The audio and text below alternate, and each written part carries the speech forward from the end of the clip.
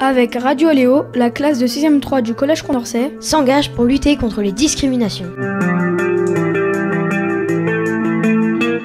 Connais-tu des personnes homosexuelles ? Non, j'en connais pas. Je ne connais pas de personnes homosexuelles en ce moment. Oui. Que ressentirais-tu si tu découvrais que tu es homosexuel ? Je ne sais pas. J'aurais peur du regard des autres. Ça ne me ferait rien. À ton avis, est-il facile de faire son coming out, c'est-à-dire annoncer à ses proches qu'on est homosexuel ? Ce serait pas facile à annoncer à des personnes qu'on est homosexuel, car ils pourraient se moquer de nous. Ça dépend si mes proches ils aiment bien les homosexuels ou pas.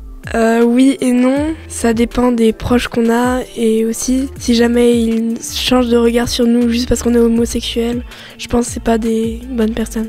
À ton avis, est-il facile d'être en couple quand on est homosexuel ? Trouve-t-on facilement un ou une partenaire ? Je ne pense pas qu'on va trouver une partenaire ou un partenaire facilement. C'est pas facile parce que on peut se faire discriminer et je sais pas si c'est facile de trouver un partenaire ou une partenaire. Je pense pas parce que la plupart de la société est hétérosexuelle. Je ne pense pas que ce soit facile de trouver une partenaire ou un partenaire, car il n'y a pas beaucoup de personnes qui sont homosexuelles. À ton avis, de quel type de préjugés ou discrimination peuvent être victimes les personnes homosexuelles ? Je ne sais pas. Je ne sais pas. Je ne sais pas. Il y a des préjugés comme les personnes qui sont homosexuelles ne sont pas normales.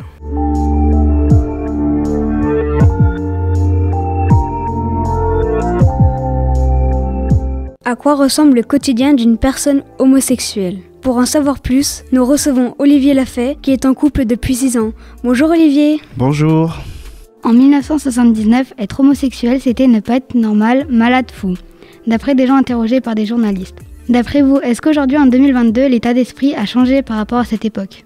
Être homosexuel, c'est pas une maladie. Sincèrement, l'état d'esprit a changé. On évolue avec tout ce qu'on voit aujourd'hui, que ce soit les réseaux sociaux, que ce soit les amis, que ce soit la famille, tout ça. En règle générale, on communique beaucoup plus et on a plus de droits aussi. Une étude a recueilli 160 témoignages d'homosexuels qui évoquent subir des formes de discrimination dans leur famille. En 2017, 80% signalaient des rejets de la part de leurs proches et la moitié avaient subi leurs insultes. 17% des personnes qui ont témoigné pour cette étude se disent victimes d'agressions physiques au sein de leur famille ou de leurs proches. Comment expliquez-vous ça ? C'est soit un manque de communication, soit des personnes qui sont fermées, qui ne poussent pas à voir ailleurs que leur bout de leur nez, entre guillemets. C'est une façon d'avoir été éduqué aussi. Éric Zemmour a répondu à un journaliste que le mariage homosexuel est une erreur, selon lui. Qu'en pensez-vous ? Alors par rapport à ça, je vais pas dire que je suis pour ou contre, ça c'est encore une fois un état d'esprit de chacun. Il y en a qui vont dire qu'avoir 2 hommes ensemble se marient, c'est pas normal. Mais alors d'aujourd'hui, moi le plus important c'est que 2 personnes soient heureux. Voilà, pour moi c'est le plus important, donc que ça soit avec un homme ou avec une femme, à partir du moment où ces personnes-là sont heureuses, moi j'en vois pas d'inconvénient par rapport au mariage. Comment vous êtes-vous rendu compte que vous étiez homosexuel ?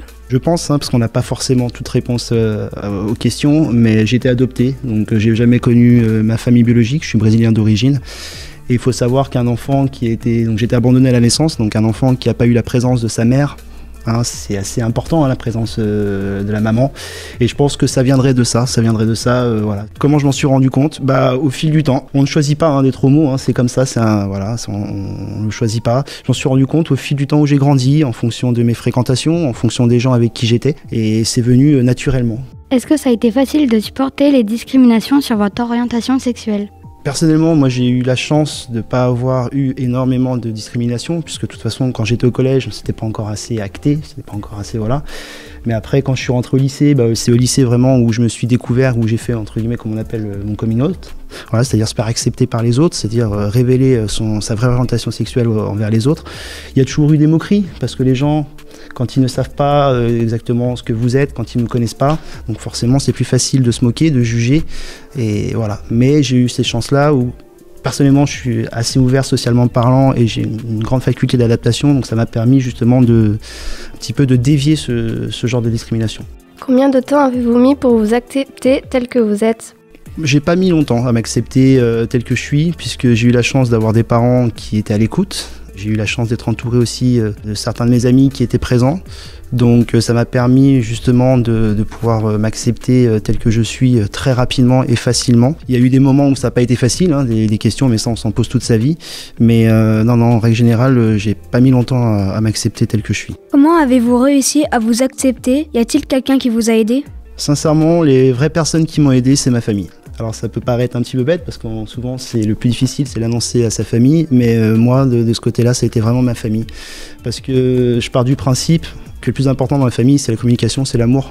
Et à partir du moment où l'enfant est heureux, je pense que pour un papa et une maman, c'est le plus important. Qu'il soit avec un garçon, qu'il soit avec une fille, à partir du moment où il réussit dans la vie, qu'il n'a pas de problème entre guillemets de santé et qu'il veut faire ce qu'il a envie de faire, après c'est le plus important. Et moi justement, j'ai été élevé dans une famille où c'était comme ça, où l'éducation était comme ça. Est-ce qu'avant d'être en couple avec votre conjoint, vous avez eu d'autres relations? Oui, j'ai eu d'autres relations, plus ou moins sérieuses ou pas, mais après c'est des relations qui ont duré plus ou moins longtemps. Pourquoi? Parce que des fois ça ne fonctionnait pas, parce que des fois c'était pas le moment, parce que des fois on ne trouve pas la personne avec qui on a envie d'être. Donc oui, j'ai eu d'autres relations, oui. On sait que vous êtes en couple, mais a-t-il été facile de trouver votre conjoint? C'est au lycée où j'ai fait mon coming out, donc ça a été mes 4 années les plus merveilleuses, parce que c'est là vraiment où on se découvre et on découvre les autres, et les autres vous découvrent aussi. Sincèrement, ça n'a pas été facile. Parce que forcément, il faut trouver la bonne personne qui soit aussi homosexuelle, donc ça aussi, hein, tout le monde ne l'est pas. Hein. Donc ça n'a pas été facile, mais avec le temps, pareil, encore une fois, avec le temps, en grandissant, en fréquentant, en parlant, c'est venu tout seul. Sur le moment, comment vos parents ont réagi quand vous leur avez annoncé que vous étiez homosexuel? Alors la première personne à qui j'en ai parlé au sein de ma famille, ça a été ma maman. Et souvent les mamans, quand on est proche de ces mamans, elles ont toujours ce qu'on appelle le petit doigt. Elles ressentent beaucoup de choses. Et ma maman m'a dit oh mais c'est pas grave, je m'en suis douté. Bon, ok, très bien. Par contre, mon papa, ça a été un peu plus difficile. Pourquoi? Parce que je suis un homme et la relation masculine, des fois, est un peu plus compliquée. Voilà. Donc, les questions, pourquoi? Est-ce que c'est la fameuse question, mais est-ce que c'est de ma faute? Voilà, mon père, ça a été ça. Hein, mais voilà, qu'est-ce que j'ai fait dans ton éducation pour que. Voilà. Donc, ça a été un petit peu plus difficile auprès de mon papa. Mais par la suite, quand mon père a vu finalement que je restais moi-même, que j'étais heureux, que ça m'empêchait pas de continuer mes études, que ça m'empêchait pas de voir mes amis, que ça m'empêchait pas de voir ma famille, il a compris qu'il y a plus grave que ça dans la vie. Et à partir du moment où il a vu que j'étais heureux et que ça ne changeait en rien de ce que j'étais, ça, entre guillemets, ça a coulé plus ou moins tout seul. Vous avez dit une chose à vos parents dont vous vous souviendrez toujours. Comment cette phrase vous est venue à l'esprit? Je me rappellerai toujours de la phrase que j'ai dit à mes parents quand je leur ai annoncé le fait que j'étais homosexuel. La phrase, tout simplement, c'est, je leur ai dit, je vous demande pas, entre guillemets, d'accepter mon choix. Parce que mon choix, de toute façon, ils l'accepteront au fur et à mesure. Il faut leur laisser le temps. C'est tout à fait normal, c'est une réaction tout à fait normale en venant de ses parents. Mais je leur ai dit, par contre, respectez-le. On respecte nos parents, les parents respectent ses enfants, donc le respect, pour moi, c'est le plus important. Et avec le respect, avec le temps, les choses viendront tout seules. Donc c'est ça que je leur ai dit. Et c'est la seule phrase que je me souviendrai toute ma vie. Connaissez-vous d'autres personnes homosexuelles? Si oui, ont-elles été discriminées? Alors oui, j'en connais. Alors il y en a qui ça s'est très bien passé, il y en a d'autres malheureusement où c'était plus difficile, hein, le rejet donc malheureusement par les parents, le rejet par rapport aux amis, le rejet professionnellement aussi parlant, hein, parce que ça aussi malheureusement ça existe. Donc oui, j'en connais, pas beaucoup qui ont été discriminés, mais malheureusement oui, j'en connais. Oui. Est-ce que vous avez réussi à avoir un travail malgré votre homosexualité? Si oui, lequel? Tous les travaux que j'ai pu avoir, j'ai jamais eu de soucis par rapport à ça. Il y a juste malheureusement, mais bon ça c'est pas été prouvé, mais j'ai fait une époque dans la gendarmerie, donc l'aspect militaire, où ça reste quand même assez masculin. Et c'est vrai que voilà, j'ai pas pu continuer. Le pourquoi du comment, ça on ne saura jamais. Mais bon, certains de mes anciens collègues m'ont dit que, tu sais, le fait d'être homosexuel, malheureusement dans la gendarmerie, des fois, malheureusement dans certaines brigades, c'est pas forcément bien vu. Donc bon, voilà. Bon, après, je me suis pas arrêté là-dessus. Mais sinon, non, j'ai jamais eu de soucis parce que je le porte pas sur moi.